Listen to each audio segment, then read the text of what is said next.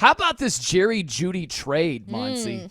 So Jerry Jeudy, former Broncos wide receiver, he's traded to the Browns. The Broncos get a 5th and a 6th round pick in this year's draft.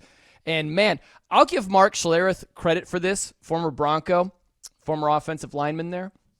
He said that they're not going the Band-Aid route where you just get a stopgap quarterback and you just kind of patch it up. And go. He's like, this is surgery.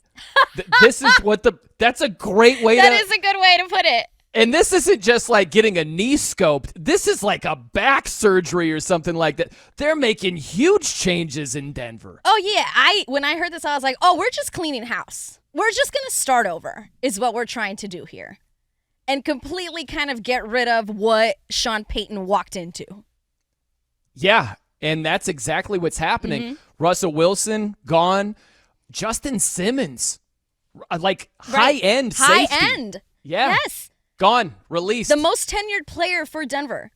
Just gone. Toodles, as you would say, right? Exactly.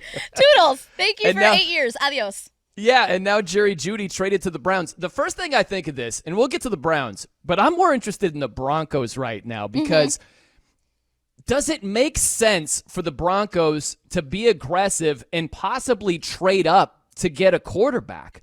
Because you think about this, Monty, they've lost a lot of draft capital. Think about with the Russell Wilson trade, they lose high-end picks. They lost a pair of top 10 picks. And it's pretty interesting what those picks turned into. Charles Cross, good offensive tackle for the Seahawks. Devin Witherspoon, who was a stud cornerback last year for Seattle. They lost those 2 picks. They lost a second-rounder in Boye Mafa. That's what it turned into. He had 9 sacks last year, right? And then you also lost a first-rounder last year for Sean Payton, the head coach. That turned into Brian Brzee, defensive tackle out of Clemson. He plays for the Saints now. And the Broncos lose a second-rounder also this year because of the Sean Payton draft. That's a lot of stuff. Yeah, but how do you not start now? Like, if you do not try and move up and get a quarterback this season, then aren't you just putting this season on hold again? Aren't you just kind of going through the motions until I feel like they want to get a quarterback and they want to start building around the quarterback. So unless they do that this year, then next year is kind of just like, all right, we're just going to see what we got. You get what I'm saying? I hear you. Like, yeah, I hear you. And what are other options? Well, they're not going to go free agency because they don't have the money. Right. Right? There's not great options anyway because it doesn't seem like Kirk Cousins is going to cost way too much. You can't take $85 million in a cap hit with Russell Wilson being released and then just go out and get Kirk Cousins. And that move doesn't make sense. Even if you could, it just doesn't make sense for them. You're right. They're not in contender no, mode. No. Yeah. Right. Yeah. That's right. So yeah, you're looking at the draft. But that's what I'm saying is it'd be almost like having a baby and not having anything ready, where it's like, we don't have a crib or clothes or diapers, or we're just got to figure it out on the fly. That's what Denver feels like right now. And how many people tell you that there's never a right time to have a baby? It just happens, and you figure it out. So it's that same situation where I just think you have to start with your core. If you are cleaning house like this, you have to get your quarterback so that you can actually start planning for the future. You can't start putting in these other pieces and then hoping that you're going to find the quarterback that fits in with everyone else. I think the easier way is to get your quarterback first. I just look at it and it can work out, but how many times has it? Right, and it's not pretty.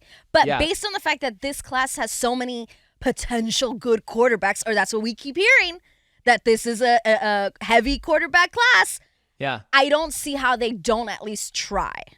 You know what's funny is I just thought about J.J. McCarthy, the Michigan quarterback. Yes. Right? Yes. And think about what he had surrounding him at Michigan. Oh, yeah.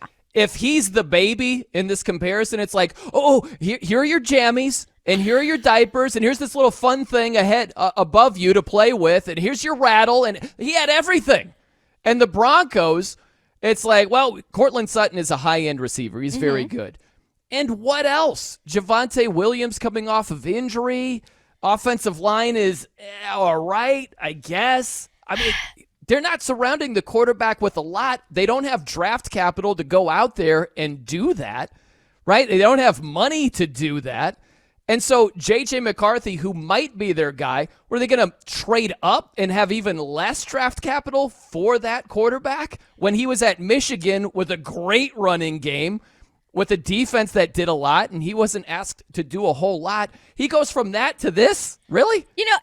I think you want them to be able to move logically, and the Broncos are in a position where they can't move logically right now.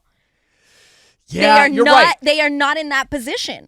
Again, they don't have to trade up, but that would mean that you're going to get a quarterback that's not Kirk Cousins. It's not Baker Mayfield. And then you're going to be working towards maybe getting another quarterback in a year or two. Yeah, it's if not you stay pretty. at 12, right? Yeah. The top 3 guys are long gone, most likely. And J.J. McCarthy might also be gone. Right. Then what? You reach for Bo Nix? What do you do? Ooh, yeah. You're in a rough spot.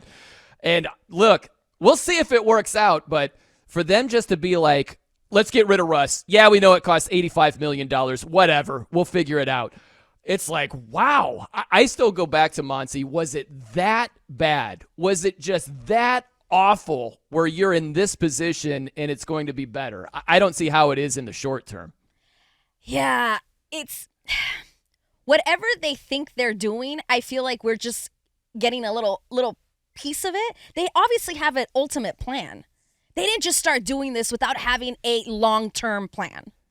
But to us, this immediate next season, it just looks like there's no way that you're going to be making the most successful moves because you're not in that position.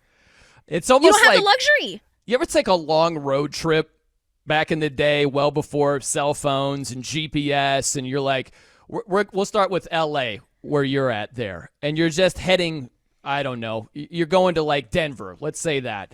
And it's like, well, just start heading east. I know that much.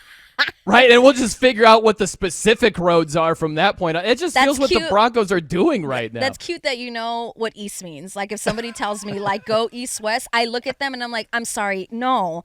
Like I have no idea what that means, Brian. So that's cute that you think I know that. I'm a little like you, Monse, where Notre Dame Stadium, so I'm from South Bend. Yes. My dad would do this all the time. He'd be like, we're in the northwest end zone. Or I'm like, that tells me nothing. Are you looking at touchdown Jesus? Or is it to your back? That's all I have to go on here. I need you to point. Literally point. Yeah, where? that's right. Which beach am I talking about here? Point to the beach so I know what direction you mean. And that's as good as it gets. When you were going with the story, I was like, oh, you mean the Thomas guide? Where we used to bring that out and follow the line? Those were money. That was just like groundbreaking. Be like, oh, I got to go to F1. That's page 56. All right, cool. It was like state of the art at the time. It was amazing. If you were able to use a Thomas guide at the time, you were like legit smarter than the average person because that thing was so complicated. I would always look at my dad and I was like, oh my God, my dad knows everything. He knows it's this thing full of lines. It's just a bunch of lines. Yeah. Yet, if you understood it, you were the smartest person in the room. How about the Browns on the flip side? Not the smartest person in the room. Really? So they trade for Jerry Jeudy. It's really now or never for Deshaun Watson in Cleveland. Yeah, and I think they know that, right? They have to know that. I think they have to know that. Yeah. Yeah, this is the spot where he's got a lot. If we're talking about whoever the new quarterback is for the Broncos and the lack of weapons that guy is going to have, the Browns are the opposite. Mm-hmm. If you look at Deshaun Watson, he's got pretty much all you need. In terms of who to throw to, he's got Amari Cooper. He's got David Njoku. He now has Jerry Jeudy. You got one of the best offensive lines. You get Nick Chubb back from injury. You got your all defense. You literally have everything. Defense is really good. Yes. Yeah. Yeah, and I mean, listen, I don't think Jerry Jeudy is going to move the needle for them that much. But if he goes in there and is a trustworthy option number 3, maybe option number 2 in certain games, that elevates the Browns to already a team that was good last year without him because of their good defense. Yeah. So if Deshaun Watson can figure it out this year, they could do some damage. Man, and if they don't, then they're going to be the Denver Broncos. Man, it's the contract. The Obviously, we know contract. that. And then it's also, you know what it is, Monse? It's Joe Flacco Right. getting off the couch and putting delivering. up numbers last year, right? Like, if Flacco can do that and Deshaun Watson can't, that's when the big Browns problem. look and they're like, do we go the Russell Wilson route and just eat this cap money? Yeah. Because we might have to. You may have to. You may have to pull the trigger on a bad deal, but you don't want to just wait it out. And that's kind of what I'm saying with Denver. Like, they can't just wait it out. They have to do something this year, even though it doesn't make sense for them.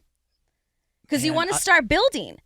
You know what's funny is we always talk about what the rookie quarterbacks can do for the team. But if you flip that around and what can the team do as far as a supporting cast for the quarterback, I think I would only prefer to go to Denver over New England right now if I'm a rookie quarterback.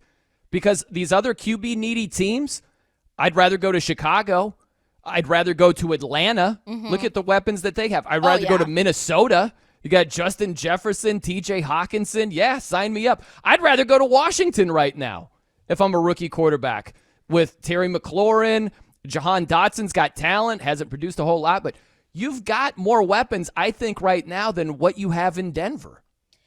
Yeah, the only thing that is a selling point, I would say, for Denver is that you expect Sean Payton wanting to be there a while, and maybe other pieces around his coaching staff also wanting to be there a while.